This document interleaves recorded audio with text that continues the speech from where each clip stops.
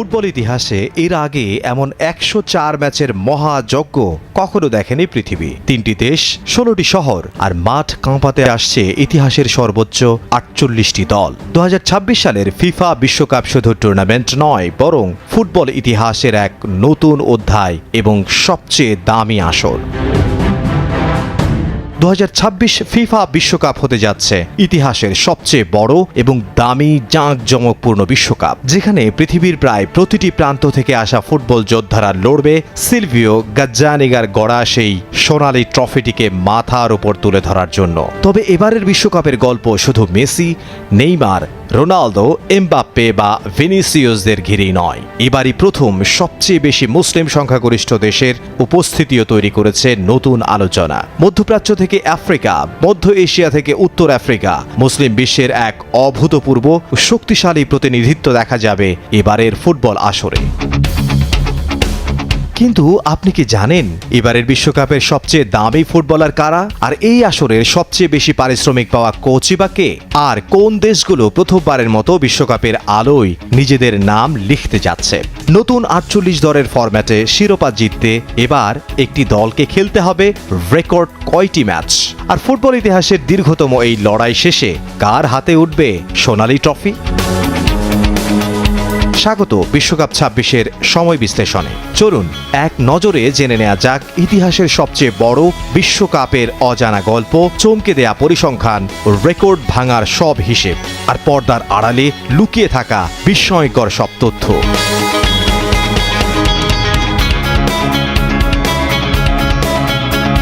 ২০২৬ বিশ্বকাপে মুসলিম সংখ্যাগরিষ্ঠ দেশগুলোর উপস্থিতি সত্যি নজর কাড়া। ২০২২ কাতার বিশ্বকাপে যেখানে মুসলিম দেশের সংখ্যা ছিল মাত্র ৬টি, সেখানে এবার তা এক লাফে পৌঁছেছে ১৪টিতে। অর্থাৎ ৪৮ দলের এই মেগা আসরের প্রায় ৩০% মুসলিম সংখ্যাগরিষ্ঠ দেশ। মহাদেশ ভিত্তিক হিসেবে সবচেয়ে বেশি প্রতিনিধিত্ব এসেছে এশিয়া ও আফ্রিকা থেকে। এশিয়া থেকে মাঠ কাঁপাতে আসছে সৌদি আরব, কাতার, ইরান ও ইরাক। তাদের সঙ্গে প্রথমবারের মতো বিশ্বকাপের আলোয় পা রাখতে যাচ্ছে জর্ডান ও উজবেকিস্তান। আফ্রিকা থেকে নাইজেরিয়া, সেনেগাল, আলজেরিয়া, তিউনিসিয়া, মিশর এবং ২০২২ বিশ্বকাপের সেমিফাইনালিস্ট মরক্কো। অন্যদিকে ইউরোপ থেকে প্রতিনিধিত্ব করছে তুরস্ক এবং বসনিয়া ও হার্জেগোভিনা। তবে উত্তর দক্ষিণ আমেরিকা অঞ্চল থেকে এবার কোনো মুসলিম সংখ্যাগরিষ্ঠ দেশ জায়গা করে নিতে পারেনি। এবারের বিশ্বকাপে রয়েছে কয়েকটি দারুণ প্রত্যাবর্তনের গল্প। প্রায় ৪০ বছর পর আবার বিশ্বকাপে খেলতে যাচ্ছে ইরাক, আর ২৪ বছর পর ফিরছে তুরস্ক। সব মিলিয়ে ২০২৬ বিশ্বকাপে মুসলিম দেশগুলোর এই রেকর্ড উপস্থিতি শুধু সংখ্যার হিসেব নয়, এটি বিশ্ব ফুটবলে মুসলিম বিশ্বের ক্রমবর্ধমান শক্তি, বিনিয়োগ এবং প্রতিযোগিতার অনন্য নজির হবে।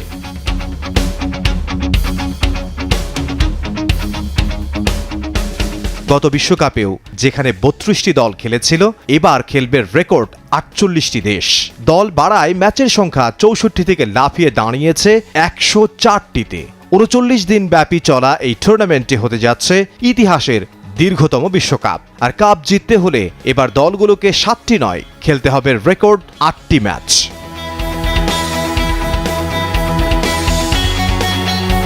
এবার আসা যাক টাকার অঙ্কে। এই কোটি কোটি ডলারের টুর্নামেন্টে সবচেয়ে দামি খেলোয়াড় কে?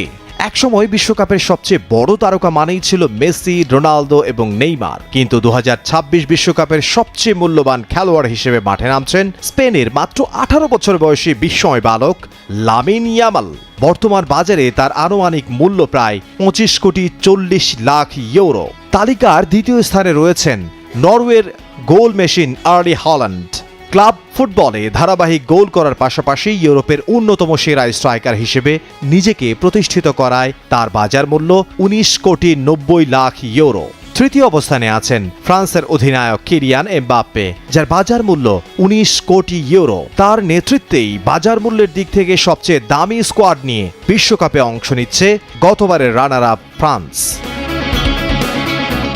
ফুটবল দুনিয়ায় বয়স যে কেবলই একটি সংখ্যা, তা আরও একবার প্রমাণ হতে যাচ্ছে আসন্ন বিশ্বকাপে। এই বিশ্বকাপে ৪০ বছর বা তার বেশি বয়সী খেলোয়াড়ের সংখ্যা হতে যাচ্ছে রেকর্ড ৮ জন। বিশ্বকাপের এক আসরে এত বেশি বয়সী ফুটবলার এর আগে কখনো দেখা যায়নি। এবারের ফুটবল বিশ্বকাপ মাতাতে যাওয়া ন্যূনতম 40 বছর বয়সী এই 8 ফুটবলার হলেন স্কটল্যান্ডের ক্রেগ গর্ডন, পর্তুগালের ক্রিস্টিয়ানো রোনালদো, মেক্সিকোর গিয়েরমো ওচোয়া, ক্রোয়েশিয়ার লুকা মদ্রিচ, বসনিয়ার এডিন জেকো, জার্মানির ম্যানুয়েল নয়ার, কলম্বিয়ার জোসিমার দিয়াজ, ইউরুগুয়ের ফার্নান্দো মুসলেরা। খেলোয়াড়রা তো মাঠে লড়বেন, কিন্তু ডাগ আউটের মাস্টার মাইন্ডদের পেছনে কার খরচ সবচেয়ে বেশি? এই তালিকার শীর্ষে আছেন ব্রাজিলের নতুন ডিরেক্টর বা কোচ কার্লো আনচেলত্তি। হেক্সা মিশনের জন্য আনচেলত্তির ওপর অন্ধবিশ্বাস রেখে 2030 বিশ্বকাপ পর্যন্ত তার চুক্তির মেয়াদ বাড়িয়ে নিয়েছে ব্রাজিলিয়ান ফুটবল ফেডারেশন সিবিএফ। আর সেই বিশ্বাসের মূল্য হিসেবেই তাকে দেয়া হচ্ছে বার্ষিক বেতন 82,80,000 পাউন্ড। দ্বিতীয় স্থানে আছেন ইংল্যান্ডের টমাস টুখেল, যার বার্ষিক বেতন প্রায় 50,60,000 পাউন্ড। তৃতীয় স্থানে যুক্তরাষ্ট্রের মাউরিসিও পচেত্তিনো, তিনি পান প্রায় 45,30,000 পাউন্ড। এরপর রয়েছেন জার্মানির জুলিয়ান নাগেলসম্যান, যার বার্ষিক বেতন 42 লাখ পাউন্ড।